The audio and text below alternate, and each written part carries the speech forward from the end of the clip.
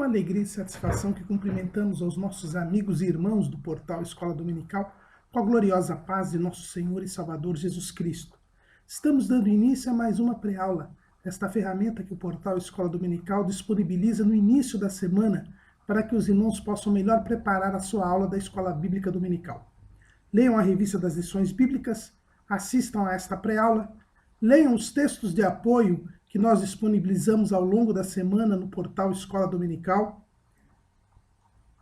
Assistam também a outras videoaulas e a outros textos de apoio, leiam também, que nós disponibilizamos em links nas redes sociais do portal Escola Dominical, no Facebook, no Twitter, no LinkedIn.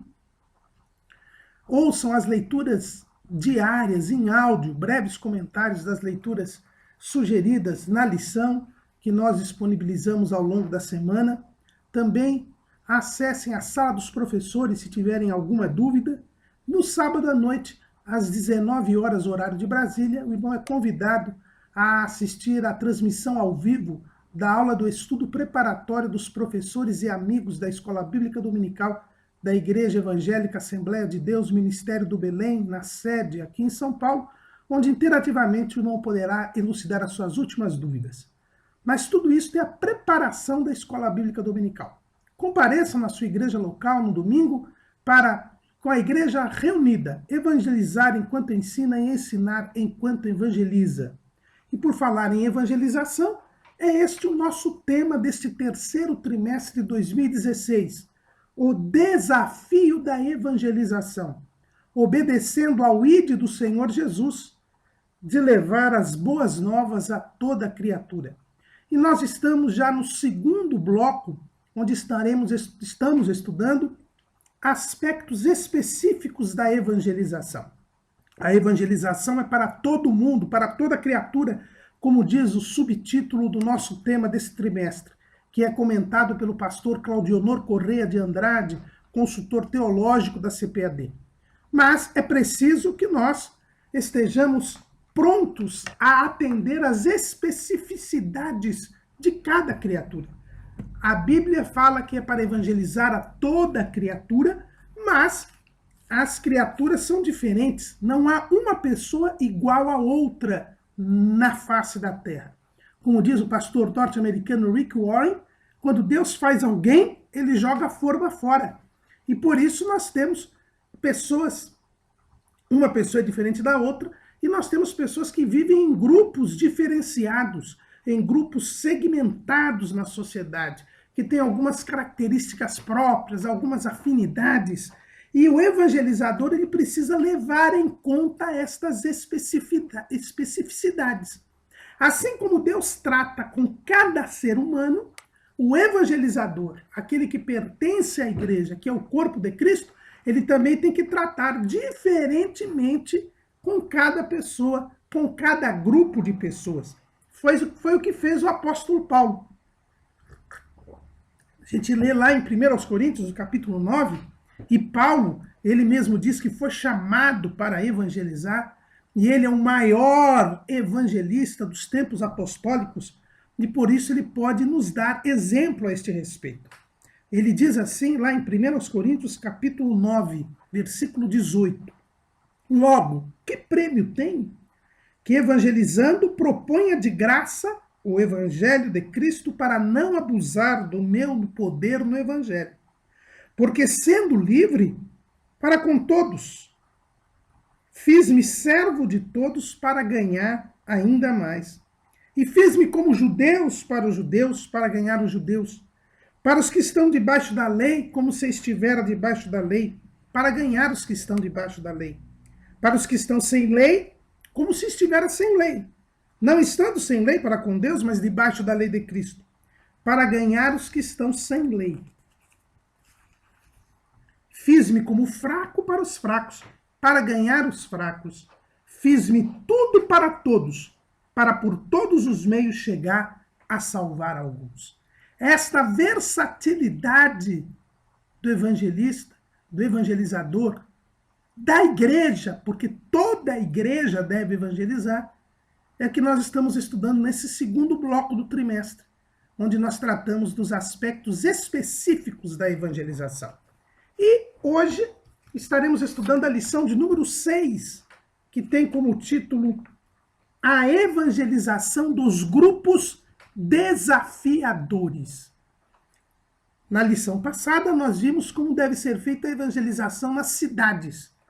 E quando falamos da evangelização das cidades, nós vimos que existem grupos nas cidades, né, onde as pessoas se aglomeram.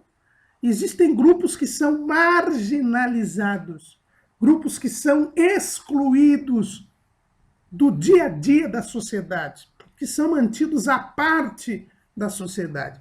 E são estes grupos que o nosso comentarista, que o setor de educação cristã da CPAD chamou de grupos desafiadores. São grupos que precisam ser evangelizados, porque a evangelização ela é universal.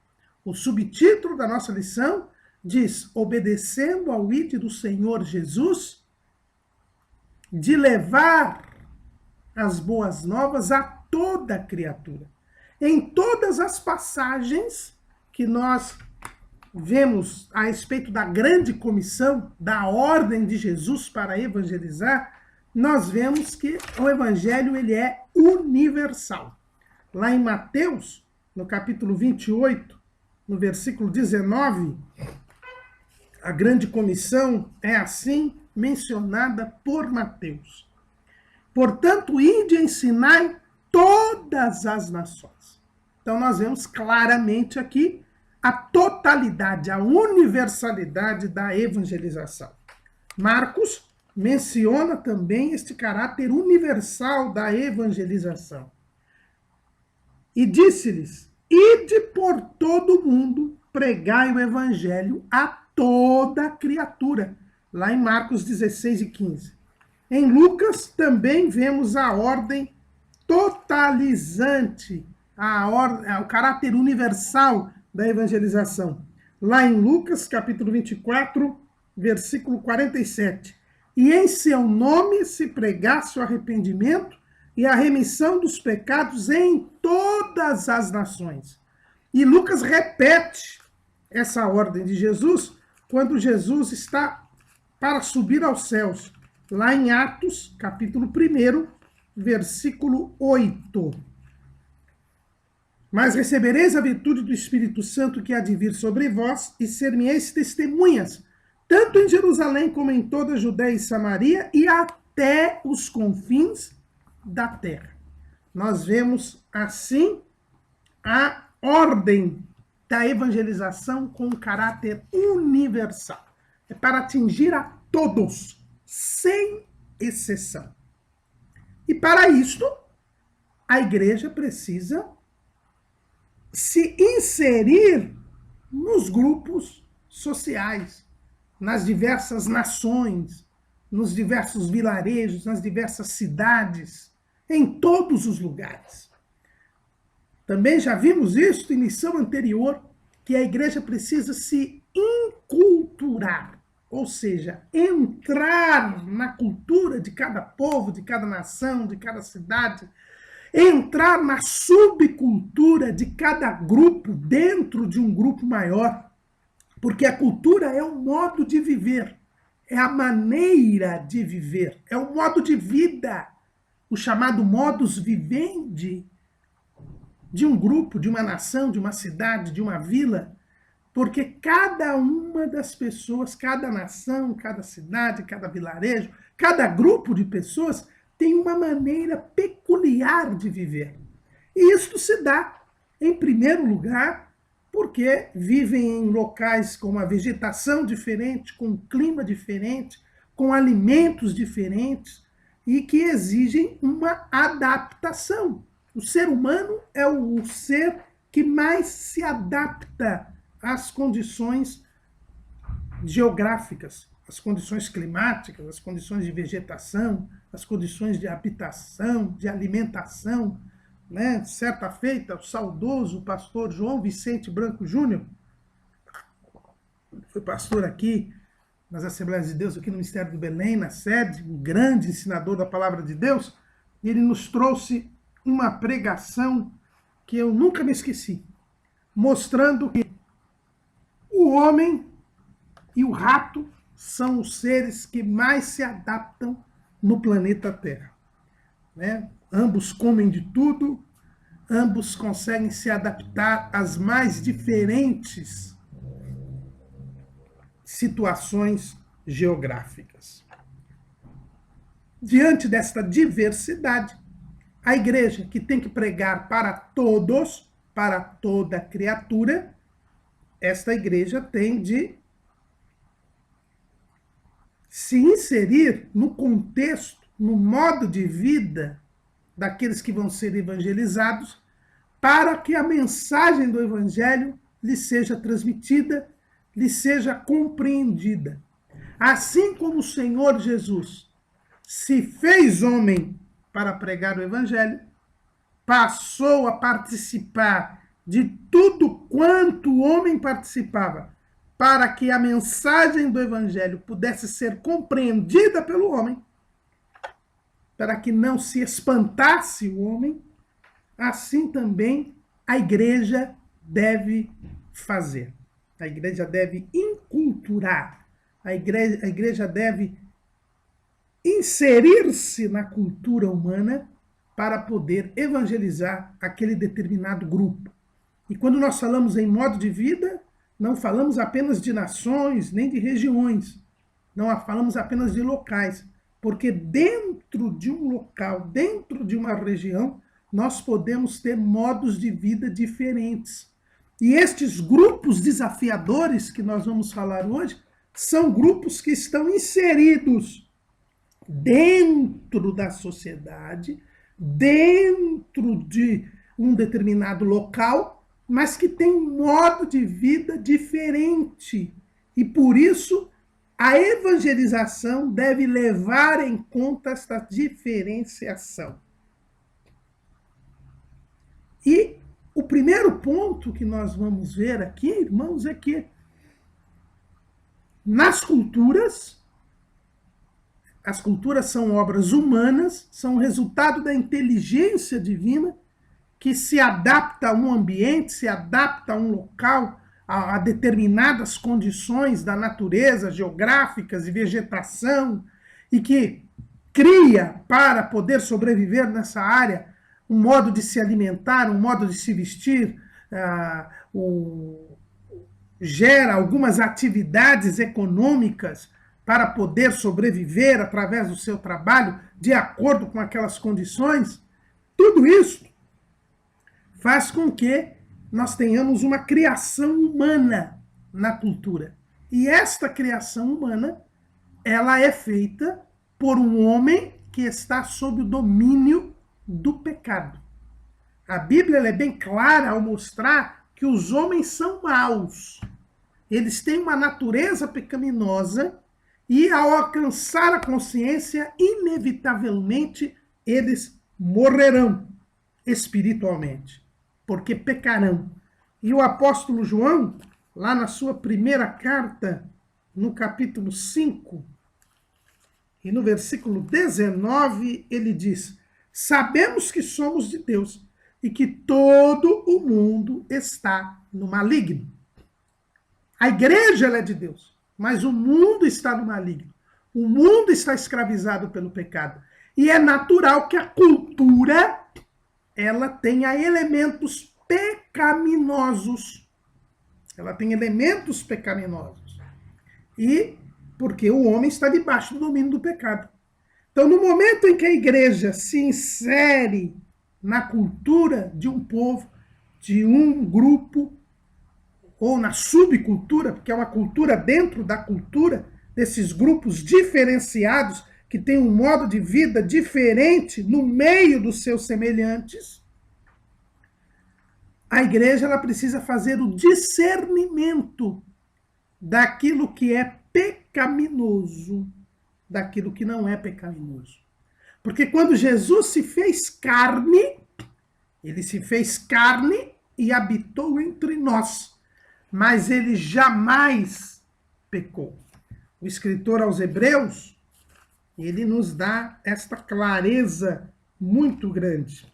Ele diz o seguinte, lá no capítulo 2, no versículo 14. E visto como os filhos participam da carne e do sangue, também ele participou das mesmas coisas, para que pela morte aniquilasse o que tinha o império da morte, isto é, o diabo, e livrasse todos os que com medo da morte estavam por toda a vida sujeitos à servidão. Versículo 17.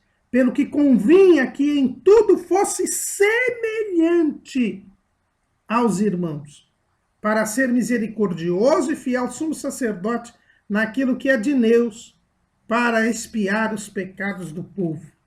E lá no capítulo 4, versículo 15, né? Eu li o capítulo 2, versículos 11, 13, 14 e 17. E no capítulo 4, versículo 15, o escritor aos Hebreus diz: porque não temos um sumo sacerdote que não possa compadecer-se das nossas fraquezas, porém um que, como nós, em tudo foi tentado, mas sem pecado. Jesus nunca pecou. Ele nasceu como judeu, viveu na cultura judaica, mas nunca pecou. A igreja também, ao evangelizar, ela se insere na cultura ou na subcultura do grupo, mas ela não peca, ela não se mistura com o pecado.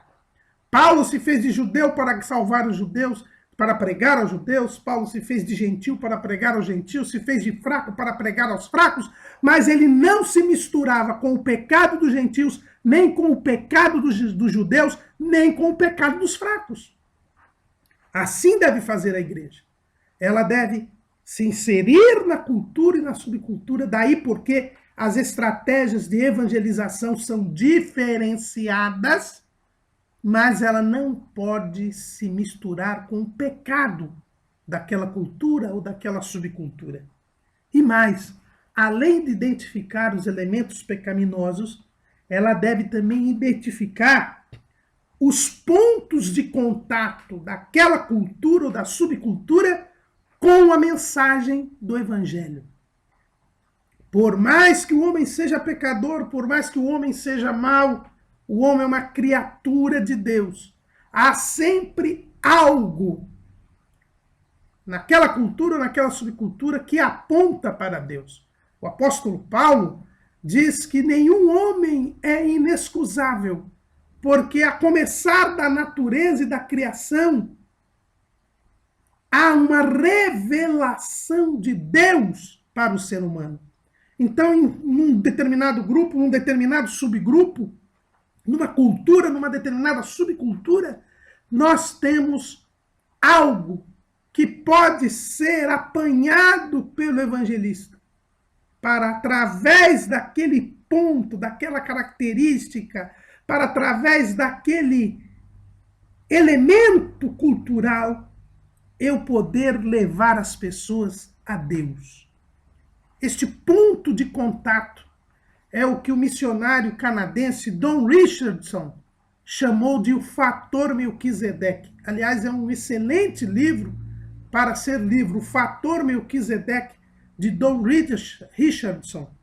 E ele identifica, diz que ele que pregou para tribos bem primitivas, em vários lugares do mundo, ele diz que em toda cultura há este elemento, esse resquício, este vestígio da revelação divina. E através deste ponto de contato, nós podemos levar o evangelho a essas pessoas. É o que nós vemos que Paulo fez lá em Atenas, lá no Areópago, né, que era aquele local onde era o principal tribunal de Atenas, mas onde se reuniam os filósofos, os sábios. E Paulo, que estava pregando na praça em Atenas, foi levado até o Areópago para pregar a estes grandes sábios de Atenas. E ele pregou a partir de um ponto de contato da cultura grega. É o que vemos lá em Atos, no capítulo 17. E estando Paulo no meio, versículo 22, e estando Paulo no meio do Areópago, disse: varões atenienses, em tudo vos vejo um tanto supersticiosos, porque passando eu e vendo os vossos santuários, achei também um altar em que estava escrito, ao Deus desconhecido. Esse, pois, que vós honrais, não o conhecendo, é o que eu vos anuncio. Paulo, ele se aproveitou da existência do culto ao Deus desconhecido na religião grega, ateniense, para dizer, olha, é esse Deus desconhecido que eu estou pregando para vocês. Então ele usou este ponto de contato. É por causa desta inculturação da igreja, que é necessária para haver a pregação do evangelho, e que gera esta especificidade da evangelização para as culturas e as subculturas, principalmente no que se refere ao que vamos falar hoje dos grupos desafiadores,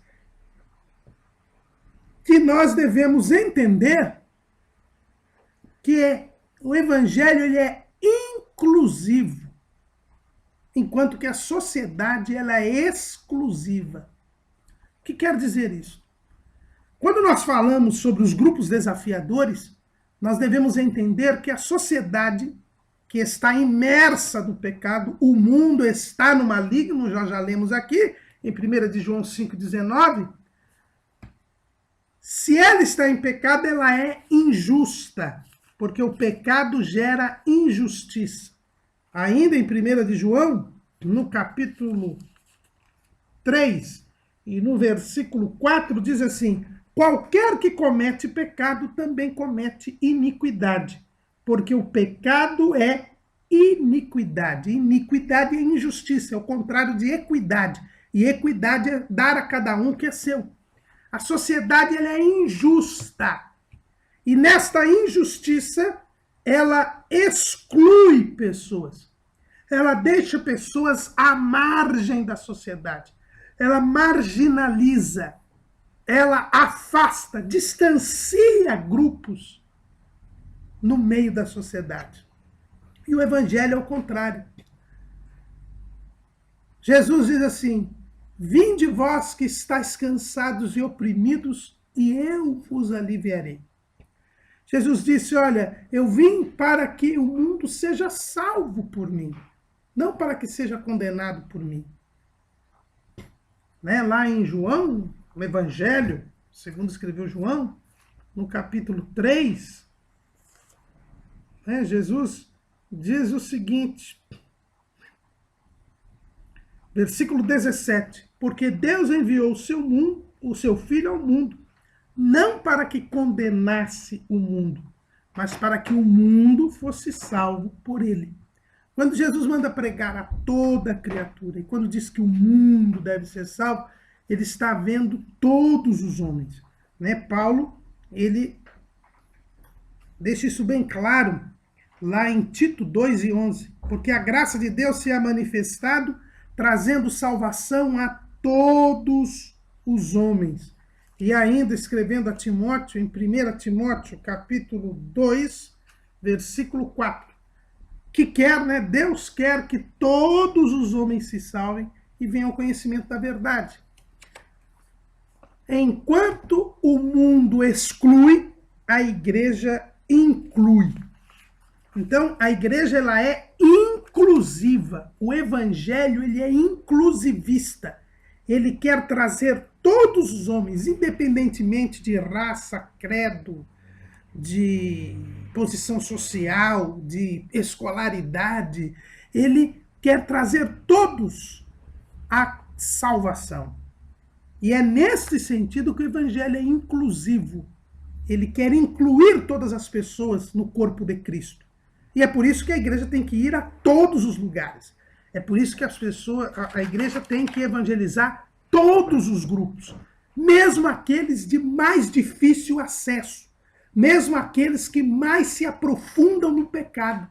A igreja tem que ir ao encontro deles, porque foi ordem de Jesus que fossem ensinadas todas as nações, que se fizesse discípulos de todas as nações, que se pregasse a toda criatura e que em seu nome fosse pregado o arrependimento e a remissão dos pecados a todos, que nós fôssemos testemunhas de Cristo, tanto em Jerusalém como Judéia e Samaria e até aos confins da terra.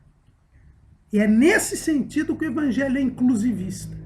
Hoje em dia existe um falso ensino, um ensino satânico, querendo dizer que, como o evangelho é inclusivista, eu devo permitir a entrada nas igrejas locais de toda e qualquer pessoa e de toda e qualquer maneira de viver.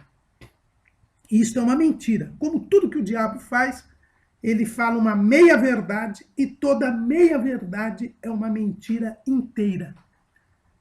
Qual é a parte verdadeira desta frase? É que o evangelho tem que admitir a inclusão de toda e qualquer pessoa. Toda e qualquer pessoa deve ser evangelizada. Nós devemos pregar o evangelho a toda e qualquer pessoa. Mas não podemos admitir que a pessoa venha com a mesma maneira de viver. A pregação do evangelho, Jesus nos mostrou o que é. Lá em Marcos, no capítulo 1, no versículo 15. Marcos 1 e 15. O tempo está cumprido. O reino de Deus está próximo. Arrependei-vos e crede no evangelho. O evangelho, ele vai ao encontro de toda criatura. Ele quer levar toda criatura para a presença de Deus. Mas é preciso, para se chegar a Deus, haver arrependimento. Ou seja, haver uma mudança de mentalidade. Uma mudança de maneira de viver. O apóstolo Pedro, ele também nos fala a este respeito. Lá em 1 de Pedro,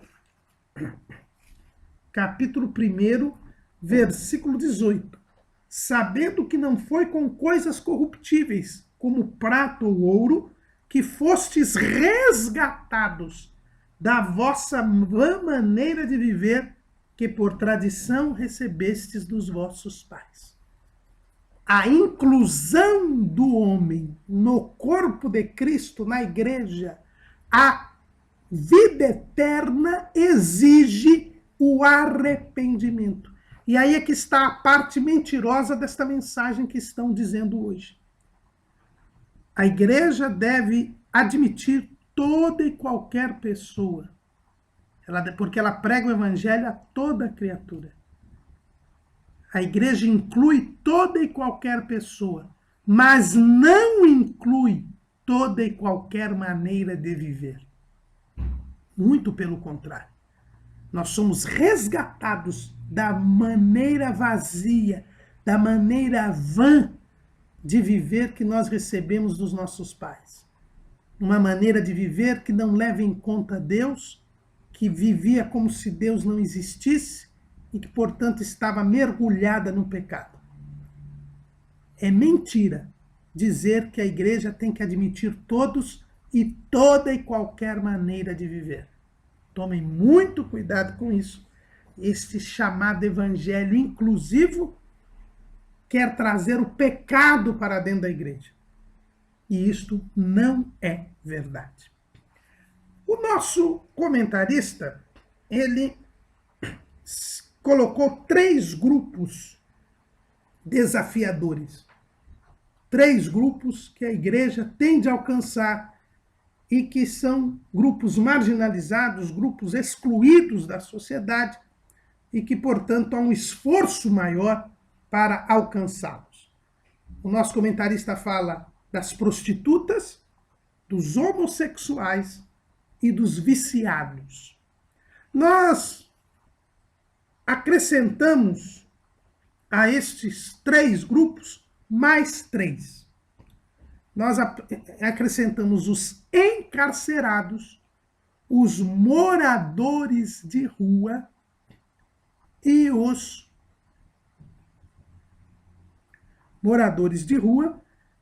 os habitantes das favelas, né, os favelados, aqueles que vivem em áreas que são excluídas da urbanização nas cidades. Então nós vamos falar dos 3 grupos ditos pelo nosso comentarista: prostitutas, homossexuais e viciados, mas nós vamos falar também dos encarcerados, dos moradores de rua e dos habitantes de favelas, dos favelados, né? Que também são grupos igualmente desafiadores.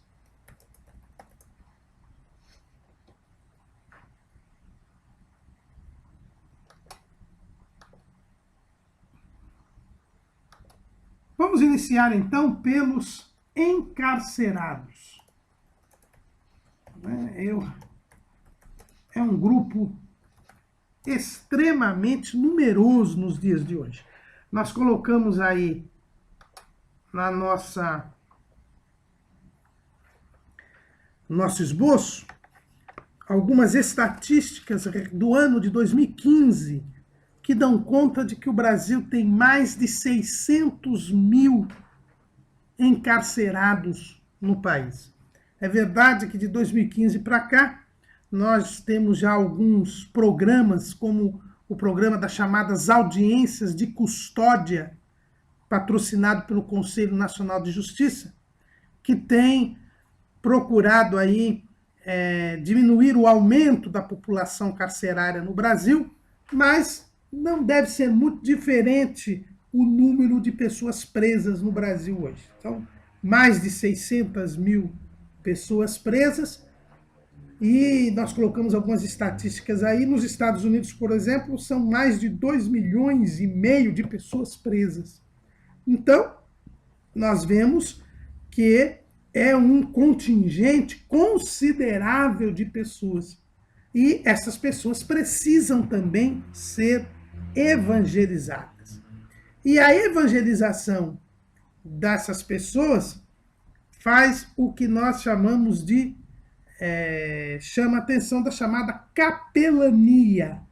Não é? É um segmento social, os presos, que é uma subcultura. Não é? As pessoas envolvidas no mundo do crime, quando nós vamos evangelizar os presos, nós acabamos a evangelizar também as pessoas que estão debaixo desse chamado mundo do crime, porque atrás dessas pessoas presas existem famílias, existem relacionamentos e pessoas envolvidas com a criminalidade, elas precisam também do evangelho. E há um preconceito, há uma discriminação com relação a essas pessoas. Por que ela é um grupo desafiador? Em primeiro lugar, porque elas já estão segregadas da sociedade. Por elas terem praticado um crime, sido condenadas, às vezes ainda nem condenadas, mas a gravidade do delito, as circunstâncias do delito recomendam que ela responda ao processo separada já do corpo social. Elas são ali jogadas na cela, separadas, para já não mais conviver com as pessoas. E a sociedade não quer nem saber delas. E esse é o primeiro ponto terrível da realidade do sistema penitenciário. É que elas são jogadas ali, e diz a nossa lei de execuções penais, que é a lei que cuida do cumprimento da pena, lá no artigo 1º, ela diz assim: a execução penal tem por objetivo efetivar as disposições de sentença ou de decisão criminal e proporcionar condições para a harmônica integração social do condenado e do internado.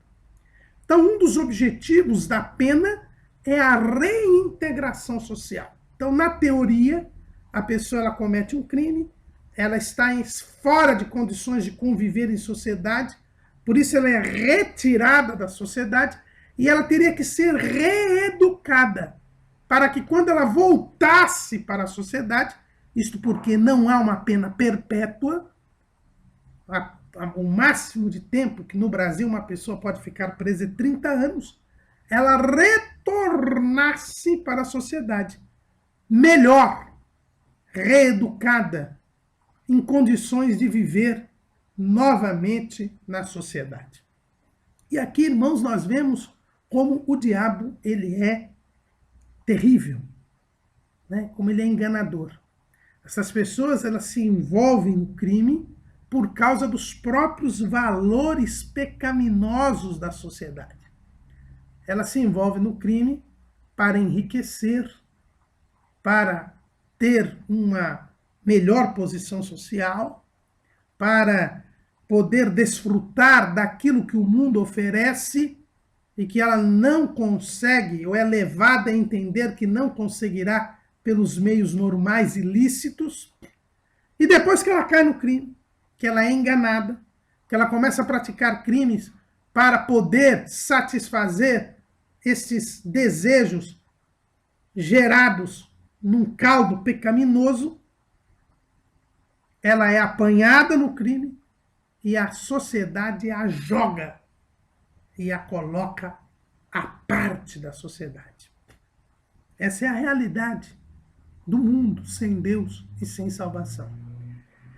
E dentro dessa segregação, dentro desta separação, e como a sociedade não quer saber nada com o preso, com o criminoso, não há nenhuma reeducação. O sistema penitenciário ele é falido.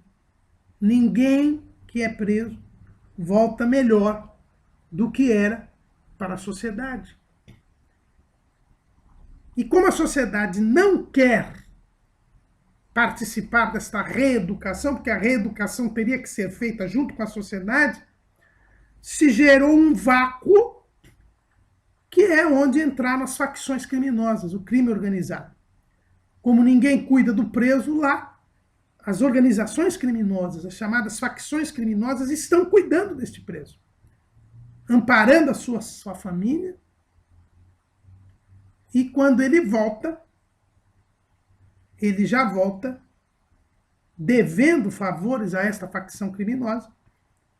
Se ele não pertencia a ela, ou se ela pertencia a ela, ele tem aqueles laços de lealdade a esta facção criminosa, e aí se realimenta todo o processo de criminalidade. É por isso que no Brasil, de cada 10 pessoas que entram no mundo do crime, cerca de 7 a 8 passam a fazer do crime o seu modo de vida, independentemente de terem cumprido pena ou não. Daí porque nós devemos saber que há necessidade efetiva de nós evangelizarmos essas pessoas para que elas realmente sejam transformadas. Não é a pena, não é o cumprimento da pena que transforma a pessoa, mas o evangelho, que é o poder de Deus para a salvação de todo aquele que crê. E nós temos e esta evangelização ela tem que ser feita com critério, com um treinamento e uma preparação específica, que é a chamada capelania prisional ou capelania carcerária. O que é capelania? Capelania é uma atividade de assistência espiritual. Né? É uma evangelização feita de forma específica, com características próprias. São pessoas que vão evangelizar, dar assistência espiritual a segmentos específicos da sociedade, como, por exemplo, os militares, onde surgiu a capelania, nos hospitais, nas escolas, nos presídios, né? Então, uma assistência espiritual. A nossa lei, no seu artigo 11, a lei de execuções penais, ela diz que o preso ele tem direito à assistência religiosa. É o artigo 11 e o inciso 6º. E o artigo 24 da Lei das Execuções Penais diz o seguinte: a assistência religiosa com liberdade de culto será prestada aos presos e aos internados permitindo-lhes a participação nos serviços organizados no estabelecimento penal, bem como a posse de livros de instrução religiosa. No estabelecimento haverá local apropriado para os cultos religiosos. Então aqui, irmãos, nós temos na evangelização dos encarcerados uma porta aberta para a evangelização. Nós vivemos dias em que a evangelização é dificultada a cada momento.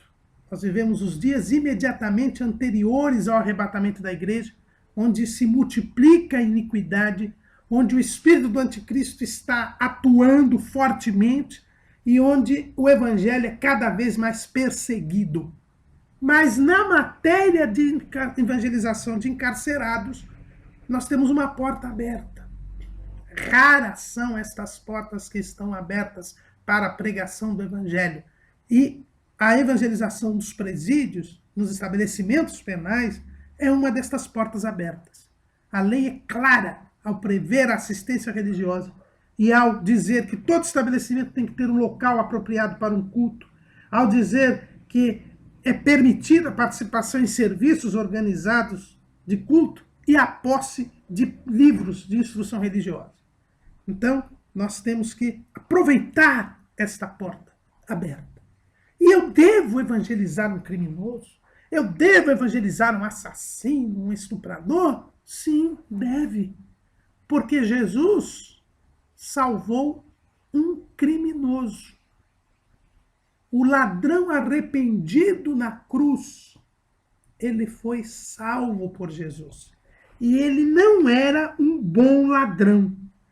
Né? A tradição chama aquele homem de bom ladrão. Mas ele não era bom ladrão. Veja lá em Lucas 23:40. Respondendo, porém, o outro ladrão, repreendia-o, dizendo: tu nem ainda temes a Deus estando na mesma condenação? E nós, na verdade, com justiça, porque recebemos o que os nossos feitos mereciam, mas este nenhum mal fez. E disse a Jesus: Senhor, lembra-te de mim quando entrares no teu reino. E disse-lhe Jesus: em verdade te digo que hoje estarás comigo no paraíso. Então os irmãos vejam que este homem era realmente um ladrão, um assassino. Provavelmente ele roubava e matava, era um latrocida. E ele diz: olha, eu estou pagando o que eu mereço. Mas Jesus o salvou. Então nós devemos evangelizar os presos, os criminosos, porque eles estão inseridos na evangelização de toda criatura. E mais, o apóstolo Paulo, ele foi preso, inocente. Ele estava na prisão inocente. Mas ele evangelizou os presos e até os guardas que estavam com ele. Lá em Filipenses, capítulo 1, versículo 13. De maneira que as minhas prisões em Cristo foram manifestas por toda a guarda pretoniana e por todos os demais lugares. No versículo 12 ele diz: e quero, irmãos, que saibam que as coisas que me aconteceram contribuíram para maior proveito do evangelho. Então Paulo, preso, evangelizava os presos e até os guardas. E ele evangelizou com tanto ânimo que os crentes de Roma começaram a evangelizar também, não os presos, mas começaram a evangelizar a própria cidade. Na igreja de Roma, ela tinha uma deficiência na evangelização. Ela não era uma igreja que evangelizava. Mas ao verem Paulo preso, arriscado a ser condenado à morte, na prisão evangelizando os presos e os guardas, eles se animaram para evangelizar. Então nós devemos evangelizar sim os presos. E esta evangelização exige, como eu disse, um preparo especial. Existem as regras dos estabelecimentos penais, existem os códigos de comportamento dos criminosos, dos presos. É toda uma maneira de viver diferenciada. Então não é qualquer um que pode ir lá. Simplesmente, se você tem um chamado para isto, se você sente de Deus um chamado para evangelizar os presos, você deve fazer um curso de capelania carcerária, né, para que possa efetivamente exercer este trabalho. E na evangelização dos presos, nós não podemos fazer julgamento de ninguém. Vejam que foi o ladrão aqui que disse que ele estava merecendo a pena de morte que ele estava sofrendo. Era ele que disse. Jesus não disse nada. Ele só disse: hoje estarás comigo no paraíso. Nós não temos que perguntar ou dizer que o preso é culpado ou inocente, que ele é criminoso ou não. Nós não estamos ali para julgar ninguém. Nós estamos ali para levar a mensagem do Evangelho. Não temos que saber o que ele fez ou deixou de fazer, se ele está preso ali sem dever ou devendo. Nós não temos que comentar a respeito do crime. Nós temos que comentar a respeito do Evangelho, da salvação. Jesus quer que aquele criminoso esteja no paraíso. É isso. Nós devemos levar a ele o reino de Deus. Foi isso. Quando ele disse: lembra-te de mim quando entrares no teu reino, é porque Jesus lhes pregou o reino de Deus. E a evangelização dos presos, irmãos, ela é muito profícua, porque o preso, ele está desiludido do mundo. Ele percebe que ele foi enganado pelo mundo, que o mundo é enganador, que ele correu atrás dos valores do mundo e agora é desprezado pelo mundo. Por isso é uma pessoa que está numa situação psicológica, espiritual, propícia a receber o Evangelho. Outra questão importante na evangelização dos encarcerados diz respeito aos egressos. Quem é o egresso? O egresso é aquele que volta a conviver na sociedade, né? O artigo 25 da Lei das Execuções Penais diz que o egresso é aquele que está em liberdade condicional, quer dizer, ele ainda não terminou a pena, mas ele já é autorizado a conviver na sociedade no final da sua pena, ou aquele que já cumpriu uma pena até um ano depois. Nós temos aqui o grave problema da reinserção do criminoso na sociedade. Há um grande preconceito. E aí a igreja deve ajudar. Aquele preso que foi evangelizado, que se converteu, ele volta para a sociedade, ele tem que começar uma vida nova. E a igreja precisa ajudá-lo nesse sentido. O segundo grupo que nós vamos falar é o grupo das prostitutas, que aí é o grupo já dito pelo nosso comentarista. As prostitutas, os chamados profissionais do sexo. Hoje a gente não pode nem muito falar em prostituta, porque tem muito prostituto. Nós vivemos uma área, um momento muito triste de grande imoralidade sexual. Essa campanha da liberação sexual que começou nas décadas de 1960 no Ocidente, né? Essa perversão sexual, esse apelo sexual, aumentou e muito o número de pessoas que se prostituem, que mercadejam, que comercializam o seu próprio corpo. Há hoje até um glamour envolvido nisto. Né? Há toda uma apologia do sexo livre e da própria prostituição. O número de mulheres, principalmente, que hoje se prostituem é muito grande, desde a mais tenra infância. Hoje é uma realidade muito triste no nosso mundo o tráfico de pessoas. A indústria do sexo é a indústria que mais arrecada dinheiro no mundo. E existem muitas organizações criminosas que aliciam mulheres e homens também, normalmente em tenra idade, para oferecendo-lhes sucesso, o emprego em grandes cidades, em países de primeiro mundo, e enganam essas pessoas e, na verdade, quando essas pessoas vão para ter este grande emprego, para ter esta grande oportunidade de vida, na verdade, elas são escravizadas e elas são obrigadas a se prostituir. Então, é o chamado rufianismo, né? O crime que consiste em explorar pessoas, fazendo com que elas se prostituam e ganhem dinheiro, as pessoas ganhem dinheiro em torno desta prostituição. Isso também é muito comum no mundo cultural, no mundo artístico. Muitas pessoas que são famosas, muitas pessoas que têm posição de destaque na mídia, mas que para chegarem lá foram obrigadas a se prostituir.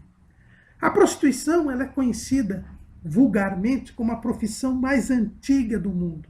A tradição judaica ela diz que Naamá, que era uma das filhas de Lameque, lá em Gênesis 4:22, teria sido a primeira prostituta da história. Isso é uma interpretação da tradição judaica, porque o nome de Naamá quer dizer agradável, aprazível, que dá prazer, e é a única mulher que é mencionada aqui entre os filhos de Lameque. E como ali se fala tanto do desenvolvimento tecnológico da civilização de Caim, como do desenvolvimento da imoralidade, do pecado, Naamá estaria ali para indicar a grande imoralidade sexual, que foi uma característica dos dias de Noé, da geração antediluviana. A imoralidade sexual, a banalização do casamento, era uma das características da geração antediluviana. A prostituição, irmãos, ela é um degrau a mais no aprofundamento do pecado. Quando o apóstolo Paulo fala sobre a corrupção geral do gênero humano, da humanidade, lá no capítulo 1 de Romanos, ele diz que o pecado começa com a idolatria. Depois da idolatria vem a prostituição, vem a imoralidade sexual. Lá no capítulo 1, versículo 24 de Romanos. Pelo que também Deus os entregou às concupiscências de seus corações, à imundícia, para desonrarem os seus corpos entre si. Então nós já temos um esforço maior para evangelizar este grupo, que é um grupo que é marginalizado na sociedade. Existe em toda a sociedade, mas ele é marginalizado na sociedade. Por quê? Porque é um degrau a mais do pecado. São pessoas que endureceram seus corações e Deus os entregou às concupiscências dos seus corações. Então, atingir as prostitutas, os profissionais do sexo, exige um maior esforço por parte da igreja. Porque já é um grupo marginalizado e já é um grupo que está mais aprofundado no pecado. A prostituição ela é abominável aos olhos do Senhor. Já na lei de Moisés, nós vemos como Deus recrimina, detesta este comportamento. Em Deuteronômio, capítulo 23, versículo 19, Deuteronômio, capítulo 23, versículo 17, diz assim: não haverá rameira dentre as filhas de Israel, nem haverá sodomita dentre os filhos de Israel. Então nós temos aqui, não haverá rameira, não haverá prostituta. Era proibido o povo de Deus ter prostituta. E no versículo 18 é dito o seguinte: não trará salário de rameira, nem preço de cão à casa do Senhor teu Deus, por qualquer voto, porque ambos estes são igualmente abominação ao Senhor teu Deus. A prostituição é tão detestada por Deus que a prostituta não podia levar oferta ou dízimo do seu próprio salário. Por ser o seu trabalho abominável aos olhos de Deus, ela não podia sequer contribuir financeiramente para a obra de Deus. É por isso que a igreja jamais pode concordar que a prostituição seja regulamentada como uma profissão. Em alguns países da Europa já existe a profissão de prostituta. E quiseram implantar isso aqui no Brasil, né? Chegou um dos governos aí do PT, se chegou a colocar até um código de ocupação no Ministério do Trabalho da profissão de prostituta. E havia leis, projetos de lei do Congresso para regulamentar esta profissão. Isto é algo abominável aos olhos do Senhor, porque a prostituição, ela é uma forma de ganhar a vida através do pecado, porque o sexo só é permitido entre pessoas casadas. E a prostituição vive precisamente da prática do sexo por dinheiro. E isto é totalmente contrário aos valores morais. Mas, embora a prostituição seja abominável aos olhos de Deus e a igreja deva combater a prostituição, ser contra qualquer forma de legalização da prostituição, a pessoa que se prostitui precisa ser evangelizada. Ela precisa receber a mensagem do evangelho para sair desta situação. E a Bíblia nos mostra exemplos da prostituição. O nosso comentarista, ele cita o exemplo da mulher pecadora, lá em Lucas, capítulo 7, versículos 36 e 50. Respeitando a posição do nosso comentarista, nós colocamos aí em nosso esboço, nós preferimos dizer que aquela mulher era pecadora. A Bíblia não diz que ela seja prostituta. Essa expressão pecadora, ela podia ser ladra, ela podia ser qualquer coisa. Né? A Bíblia diz que ela era pecadora. O William Hendrickson, um dos grandes comentaristas bíblicos, ele, nós colocamos aí no nosso esboço, ele é contra dizer que aquela pessoa é prostituta, que aquela mulher era prostituta. Ela era pecadora. E a Bíblia não diz que pecado ela cometeu. Da mesma maneira, também não é exemplo de evangelização de prostitutas o caso de Maria Madalena. Há uma lenda de que Maria Madalena fosse prostituta. A Bíblia também não diz que ela era prostituta. A Bíblia diz que Jesus expulsou 7 demônios dela, mas não diz que ela era prostituta. Então nós não podemos dizer o que a Bíblia não diz. Mas Jesus, na parábola dos 2 filhos, lá em Mateus, capítulo 21, na parábola dos 2 filhos, ele fala a respeito da evangelização de prostitutas. Lá em Mateus, capítulo 21, versículos 31 e 32. Qual dos 2 fez a vontade do Pai? Disseram-lhe eles. O primeiro. Disse-lhe Jesus: em verdade vos digo que os publicanos e as meretrizes entram adiante de vós no reino de Deus. Porque Jesus veio a vós no caminho de justiça, e não o crestes. Mas os publicanos e as meretrizes o creram. Vós, porém, vendo isto, nem depois vos arrependestes para o crer. Então Jesus fala aqui que, tanto na sua pregação, quanto na pregação de João Batista, prostitutas se convertiam, criam, sinal que ele também, tanto ele quanto João Batista, pregavam também para as meretrizes, para as prostitutas. Então, nós temos respaldo bíblico para a evangelização destas pessoas. Agora, vejam bem que Jesus mostra claramente, quando fala dos publicanos e das meretrizes, que era um grupo mais afastado, um grupo mais abominado, mais detestado, de maior dificuldade de alcance. Como nós devemos evangelizar estas pessoas? Sem acusação ou discriminação.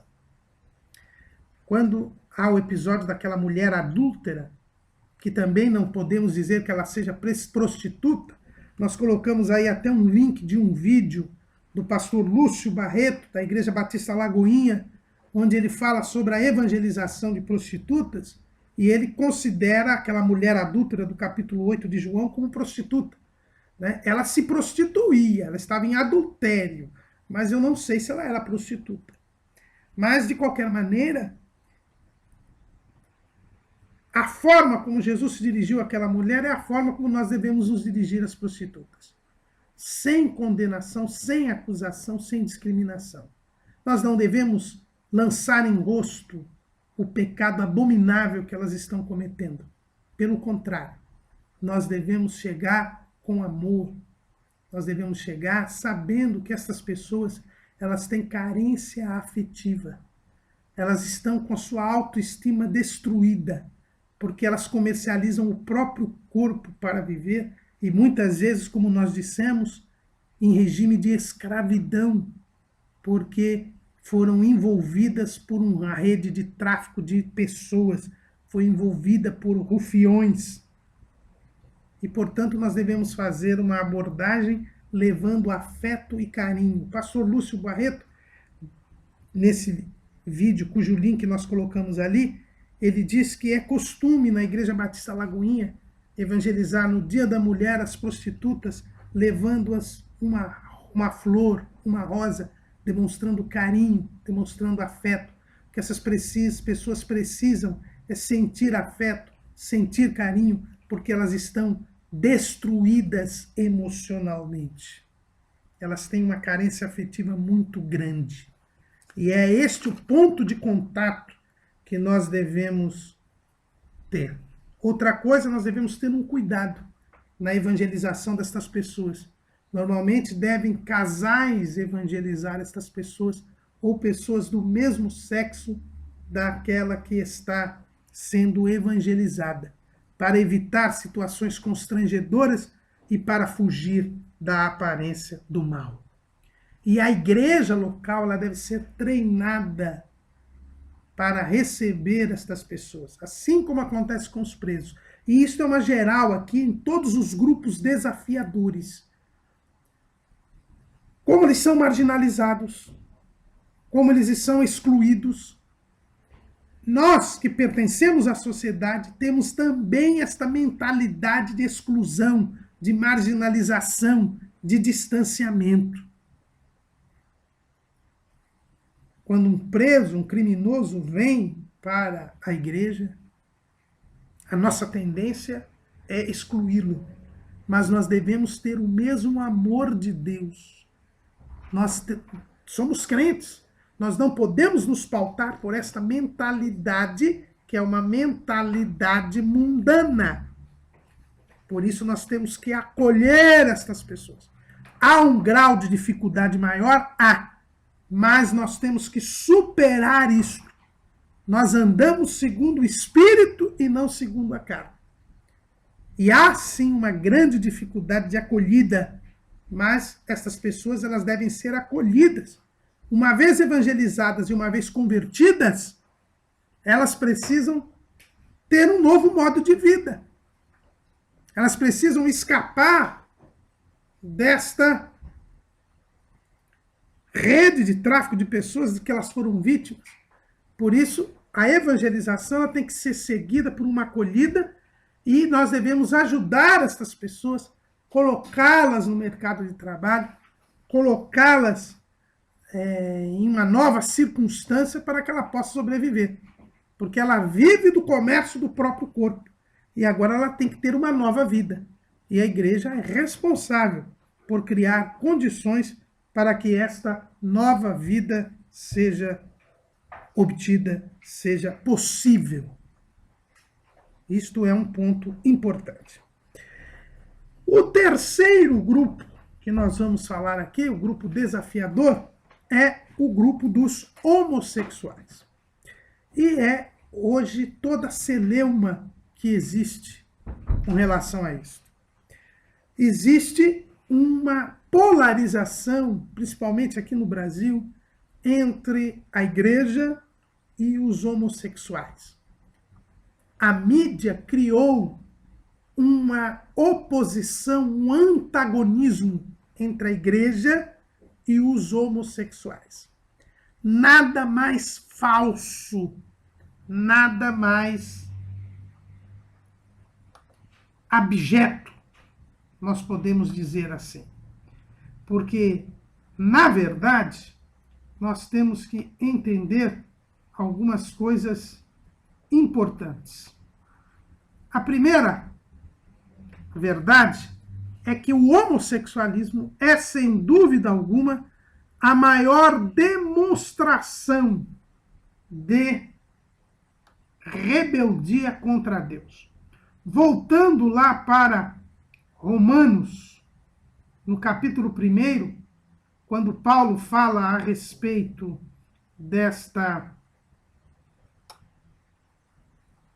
da corrupção geral da humanidade, né? Nós vemos isto claramente lá em Romanos, no capítulo 1, quando ele vai falando da degeneração do ser humano, de como o homem vai caindo de um abismo a outro.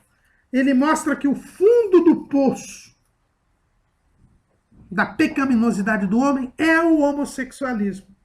Vamos ler lá em Romanos, capítulo 1. Nós só falamos aqui da prostituição, e aí ele coloca, no versículo 26, pelo que Deus os abandonou às paixões infames, porque até as suas mulheres mudaram o uso natural no contrário à natureza. E semelhantemente também os varões, deixando o uso natural da mulher, se inflamaram em sua sensualidade uns para com os outros, varão com varão, cometendo torpeza e recebendo em si mesmos a recompensa que convinha ao seu erro. Então o homossexualismo, ele aparece como sendo o máximo degrau de rebeldia contra Deus. É o momento em que eu me rebelo contra a minha própria condição sexual. Deus me fez homem ou me fez mulher e eu renego isso. Eu me rebelo contra isso. Então não há dúvida que o homossexualismo é o fundo do poço da pecaminosidade do ser humano. E como tal, a sua evangelização é a mais difícil de todas. Se já era das prostitutas, agora num degrau no mais profundo degrau de pecaminosidade. Daí a grande dificuldade que existe na evangelização dos homossexuais. Mas esta evangelização, ela é possível. Infelizmente, nós conhecemos alguns irmãos, amigos até, que dizem que é impossível evangelizar um homossexual. Que o homossexual está numa situação irreversível. E isto não é verdade, isto é mentira, irmãos. Só existe um pecado imperdoável, é a blasfêmia contra o Espírito Santo. É a apostasia da fé. E o homossexualismo não é nem uma coisa nem outra. Portanto, é possível, sim, a salvação do homossexual, a libertação do homossexual. E por isso nós temos de evangelizá-lo. Mas há uma grande dificuldade, porque ele está bem aprofundado no pecado. E o diabo, que tem hoje feito uma apologia do homossexualismo, a multiplicação da iniquidade nesses dias imediatamente anteriores ao arrebatamento da igreja, leva ao aumento da homossexualidade, e hoje há uma propaganda, hoje há uma indução da nossa juventude, da nossa infância ao homossexualismo. O próprio diabo que faz esta apologia do homossexualismo criou na mente das pessoas que a igreja é contra os homossexuais. E muitos crentes acreditam nisso e se tornam contra os homossexuais. A igreja ela é contra o homossexualismo. A igreja ela é contra o pecado, mas ele não é contra as pessoas. E para isso, irmãos, nós temos que distinguir três coisas que são distintas e diferentes e que se tem confundido ultimamente. É o ativismo homossexual, a prática homossexual e a pessoa homossexual. São três coisas diferentes. O que é o ativismo homossexual? É o movimento homossexual. É o chamado movimento gay. Que é esta estratégia demoníaca e satânica que tem avançado no mundo, que tem controlado a mídia, que tem levado ao aumento de pessoas homossexuais no mundo. É a propaganda do homossexualismo. É a defesa do homossexualismo. O ativista homossexual, ele é inimigo da igreja, porque ele é agente de Satanás. Ele está fazendo propaganda de um pecado. Ele está fazendo apologia de uma conduta que é abominada por Deus. Então, este é inimigo da igreja. A prática homossexual, que é a manutenção de relações homossexuais, a manutenção de relações sexuais com pessoas do mesmo sexo, esta prática, ela é pecado. Ela é pecado. E aqui eu vou citar o Catecismo da Igreja Romana, que, não se escandalizem, mas ela define isto muito bem de acordo com a palavra de Deus. E como é um texto recente, a gente vê aqui, eu entendo bem aqui como o Catecismo da Igreja Romana, ele trata muito bem dessa questão. Lá no parágrafo 2, 3, 5, 7, ela diz o seguinte: a homossexualidade designa as relações entre homens e mulheres que sentem atração sexual exclusiva ou predominante por pessoas do mesmo sexo. A homossexualidade se reveste de formas muito variáveis ao longo dos séculos e das culturas. Sua gênese psíquica continua amplamente inexplicada. Apoiando-se na Sagrada Escritura, que os apresenta como depravações graves, a tradição sempre declarou que os atos de homossexualidade são intrinsecamente desordenados, são contrários à lei natural, fecham o ato sexual ao dom da vida, não procedem de uma complementaridade afetiva e sexual verdadeira. Em caso algum, podem ser aprovados. E aqui a gente assina embaixo. O Catecismo da Igreja Romana está dizendo, como ele mesmo diz, apoiado na Bíblia. São atos de depravação grave. São atos intrinsecamente desordenados. Não podem nunca ser aprovados. Então, a igreja, ela tem o ativista homossexual, é o inimigo da igreja. A prática homossexual é pecado, nunca pode ser aprovado. Por isso que estas ditas igrejas inclusivas, que aceitam o homossexual e que ele continue praticando o homossexualismo, é uma igreja mentirosa. Não é igreja. Isso é mentira. Porque a Bíblia diz que o homossexualismo é pecado. A prática homossexual é pecado. Agora, a pessoa homossexual é diferente. A pessoa homossexual é o pecador que precisa do evangelho. A igreja é perseguida pelo ativista homossexual. A igreja denuncia a prática homossexual, não a aprova. Mas a igreja ama a pessoa homossexual, porque ela é uma criatura de Deus que precisa de salvação. E esta pessoa deve ser evangelizada. E como nós devemos fazer esta evangelização? Nós devemos fazer esta evangelização com amor, mostrando àquela pessoa de que Jesus a ama e de que se ela sente atração por uma pessoa do mesmo sexo, ela deve viver em abstinência sexual. O próprio Catecismo da Igreja Romana continua dizendo,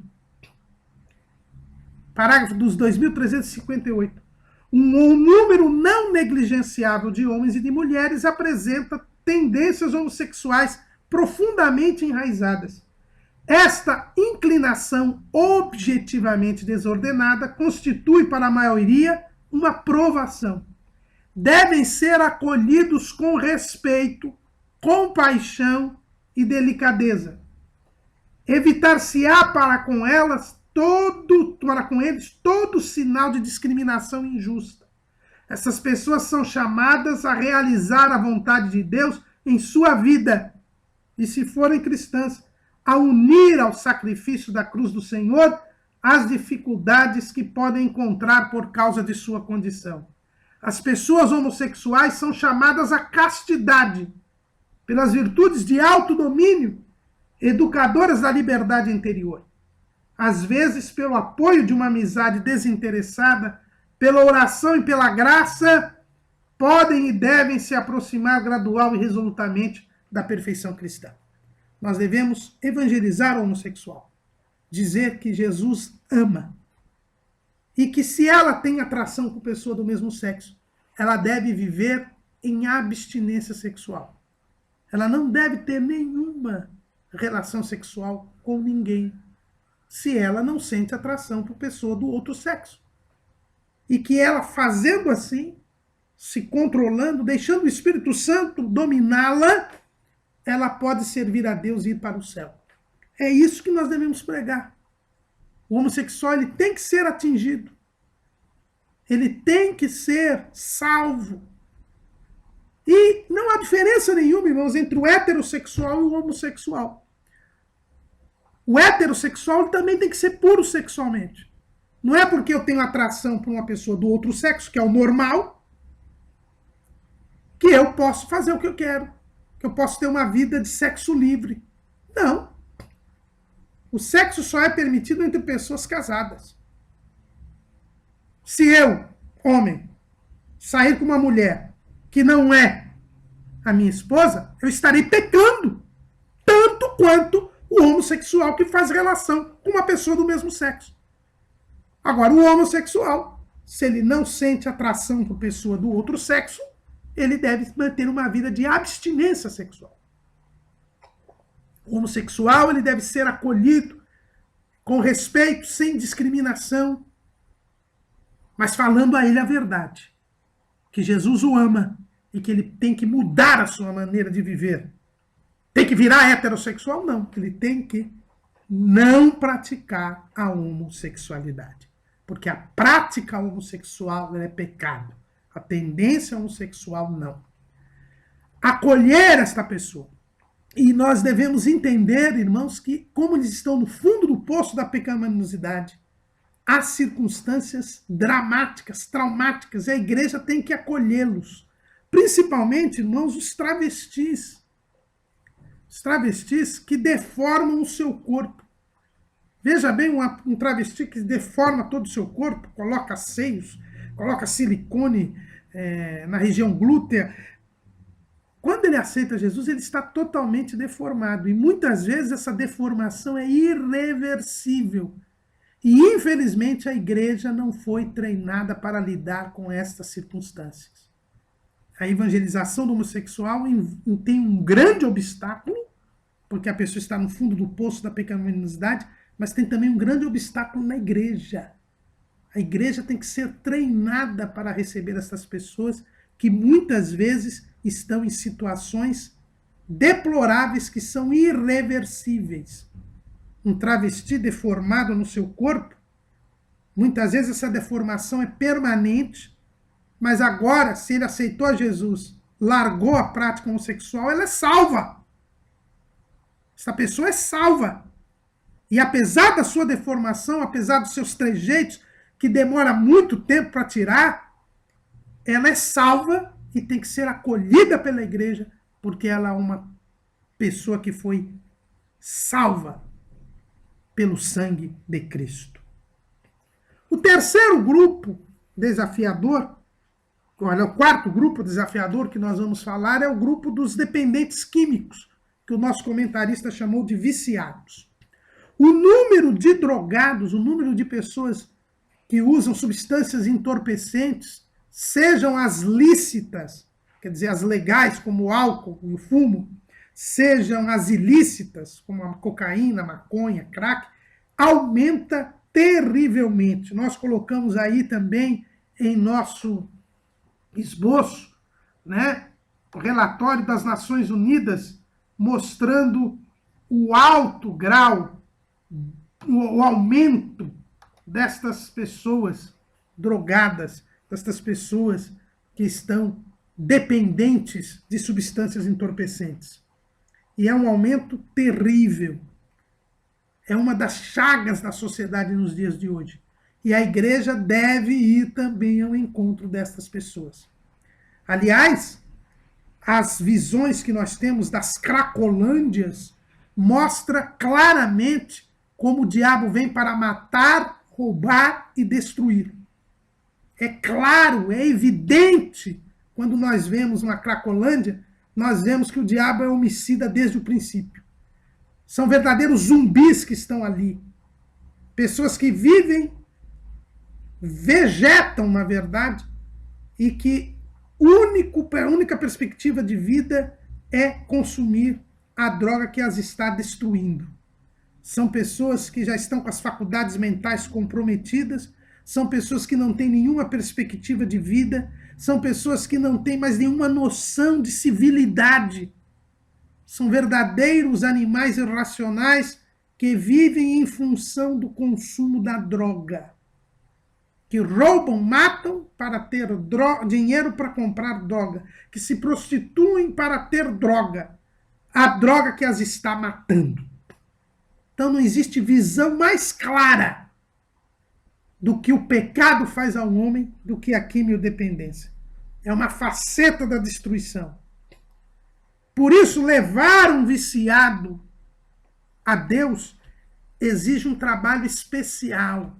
Exigem pessoas treinadas para isso. Pessoas que tenham condição de cuidar disso. Porque é um ambiente subhumano,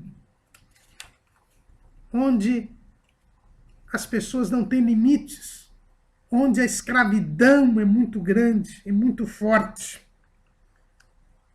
E nesta evangelização nós temos que entender que as pessoas precisam se desintoxicar, precisam se libertar, e há um esforço muito grande, físico, psíquico e espiritual.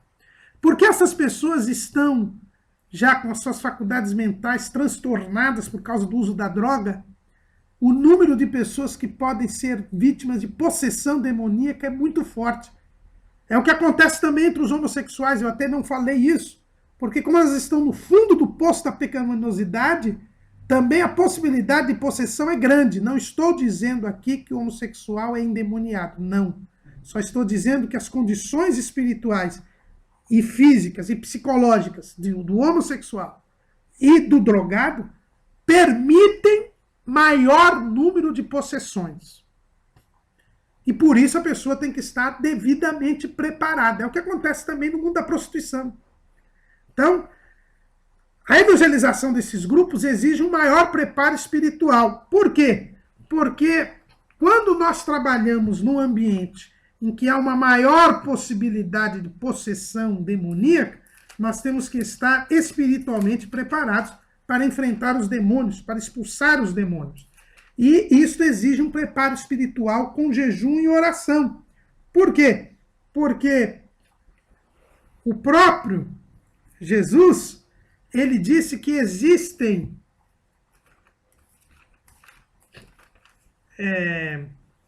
castas de demônios que só são expulsas com jejum e oração. Lá em Mateus capítulo 17, versículo 21, Jesus diz: mas esta casta de demônios não se expulsa senão pela oração e pelo jejum. Então, quando eu vou evangelizar um grupo em que a probabilidade de possessão demoníaca é maior, eu tenho que estar devidamente preparado espiritualmente. E na evangelização dos quimiodependentes, nós devemos evitar duas atitudes que são contraproducentes. A primeira atitude é achar que uma pessoa que está drogada, ela vai ser radicalmente libertada por Jesus. Quando uma pessoa é viciada e ela aceita Jesus, ela já é automaticamente liberta do vício. Isto nem sempre acontece. Deus pode libertar imediatamente a pessoa? Pode. Deus pode libertar imediatamente a pessoa, mas nem sempre isso acontece. Nós temos 2 exemplos na Bíblia que nos mostram bem isso. Bartimeu, o cego de Jericó, ele foi curado imediatamente por Jesus. Jesus perguntou para Bartimeu: o que queres que eu te faça? E ele disse: que eu veja. E Jesus disse: então vê. E ele saiu vendo. Mas já com o cego de Betsaida, aconteceu diferente. Olha o que aconteceu. Marcos capítulo 8, versículo 22. E chegou a Betsaida e trouxeram-lhe um cego, e rogaram-lhe que lhe tocasse. E tomando o cego pela mão, levou-o para fora da aldeia, e cuspindo-lhe nos olhos, e impondo-lhe as mãos, perguntou-lhe se via alguma coisa. E levantando ele os olhos, disse: vejo os homens, pois os vejo como árvores que andam. Depois tornou a pôr-lhe as mãos nos olhos, e ele, olhando firmemente, ficou restabelecido, e já via ao longe e distintamente a todos. E mandou-o para sua casa, dizendo: não entres na aldeia. Este cego não viu imediatamente. Jesus teve que pôr novamente as suas mãos sobre os olhos dele. É o que pode acontecer com um viciado. Ele pode não ser liberto imediatamente. E ele dependa de um período de desintoxicação, de um período para ser libertado. É por isso que a evangelização dos drogados, dos viciados, dos quimiodependentes, tem que ser feita sempre com parceria com casas de recuperação ou com grupos de alcoólicos anônimos ou de narcóticos anônimos. A igreja local ela tem que se preparar para as hipóteses em que o viciado não está totalmente liberto. Nesse sentido, nós vemos 2 grandes exemplos de evangelização de viciados, né? O Ministério Desafio Jovem, que foi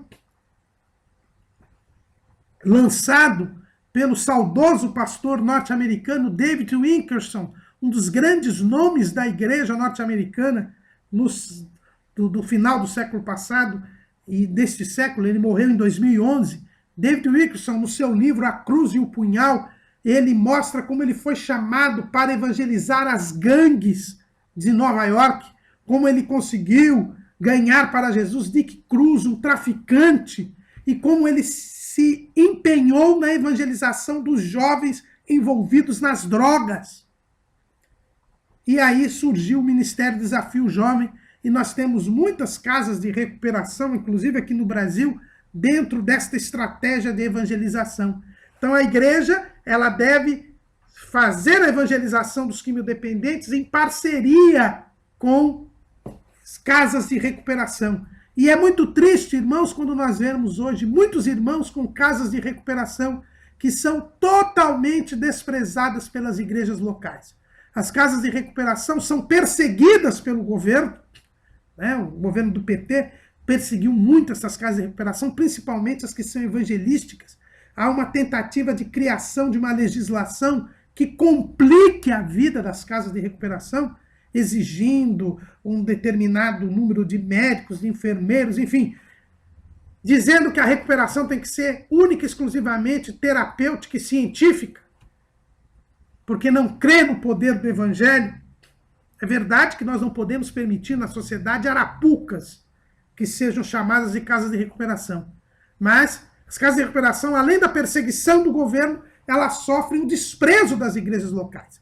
Nós vemos muitas vezes as pessoas que são chamadas por Deus para ter esse trabalho mendigando ajuda, o que é uma vergonha, irmãos. A igreja, no seu trabalho de evangelização de quimiodependentes, deve ajudar estas casas de recuperação, sustentar estas casas de recuperação, porque é uma parceria inevitável, porque nem sempre Jesus vai libertar radicalmente as pessoas. E tem gente por aí que diz também que drogado não pode ser salvo, que não tem mais jeito. Outra iniciativa que nós vemos é da Missão Batista Cristolândia. Né? A Igreja Batista tem se organizado em todo o país e tem evangelizado as Cracolândias e feito parcerias com casas de recuperação. Então, isso é importante. Então, o primeiro ponto é achar que a libertação é radical. Se a pessoa não foi liberta das drogas, é porque não foi salva. Isso é um pensamento errado. Mas tem um outro pensamento errado. É achar que a salvação se faz na casa de recuperação. Então, se confunde evangelização de drogados com ação social. O que é evangelizar um drogado? É tirar o drogado da Cracolândia e levar para uma casa de recuperação. Convencê-lo a ir para uma casa de recuperação. Isso não é evangelizar o drogado. Evangelizar o drogado é dizer que Jesus salva, cura, batiza com o Espírito Santo e brevemente voltará. Evangelizar o drogado é dizer que Jesus pode libertá-lo, que Jesus o ama e que ele precisa se arrepender dos seus pecados, crer em Jesus, que Jesus o salvará e o libertará do vício. Evangelizar é levar Jesus. É verdade que a igreja deve acolher essa pessoa que não for liberta radicalmente para um processo de desintoxicação e de reinserção na sociedade. Porque essas pessoas tiveram suas vidas destruídas. E a igreja, ao evangelizá-las e ao desintoxicá-las, deve se encarregar de reinseri-las na sociedade, de reconstruir a sua vida social, a sua vida familiar, a sua vida profissional. É uma responsabilidade que a igreja assume. Mas ela não pode simplesmente achar que evangelizar drogado é convencer o drogado a ir para uma casa de recuperação. O pastor José Serafim de Oliveira, numa aula, no trimestre passado, na aula ao vivo, no estudo preparatório dos professores e amigos da Escola Dominical da Igreja Evangélica Assembleia de Deus do Belém, ele falou sobre isso. Quem salva é Jesus, não é a ONG, não é a organização não governamental, não é a casa de recuperação. Então são duas coisas que nós devemos evitar na evangelização dos viciados. É achar que Jesus liberta sempre radicalmente, se a pessoa é salva, ela já está liberta, ou então achar que evangelizar é levar a pessoa para uma casa de recuperação. E para nós terminarmos, vamos falar da evangelização dos moradores de rua e dos habitantes das favelas. O morador de rua, ele é um fantasma. Ele é uma não pessoa. A sociedade o exclui. Quantas pessoas passam em frente a pessoas moradoras de rua, até tropeçam nelas?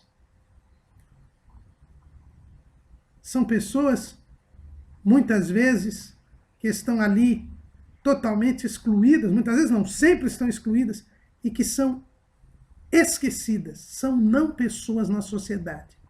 E esse é o primeiro desafio da igreja para evangelizá-las, porque nós temos essa mesma mentalidade. Nós não nos conscientizamos da existência dessas pessoas.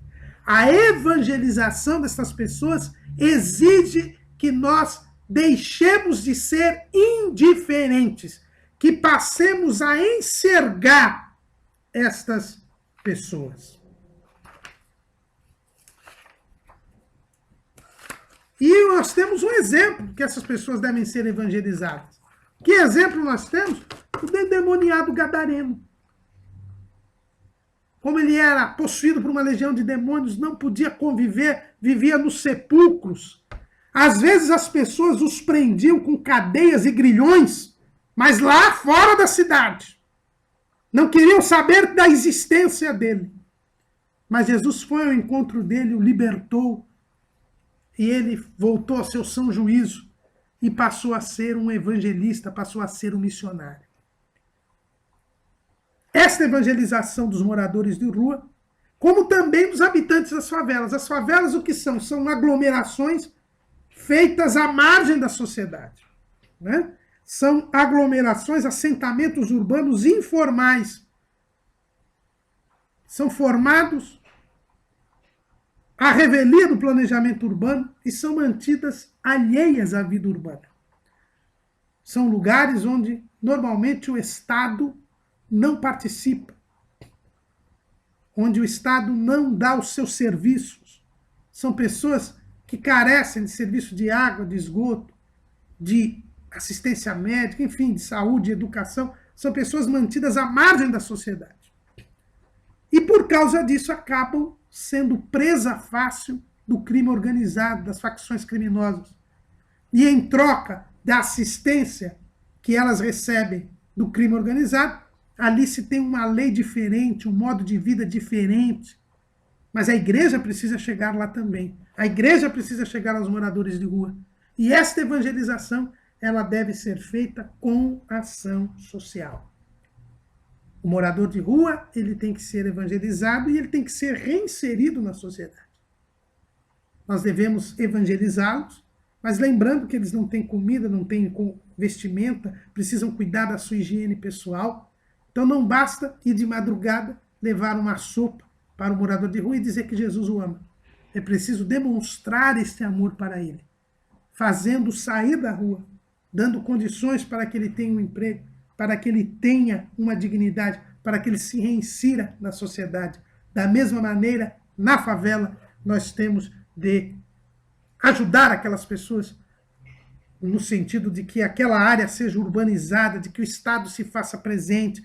Nós temos que participar de movimentos que permitam a melhoria das condições de vida daquele povo, que permitam a integração destas pessoas e evangelizar dentro dos códigos de comportamento daquelas pessoas.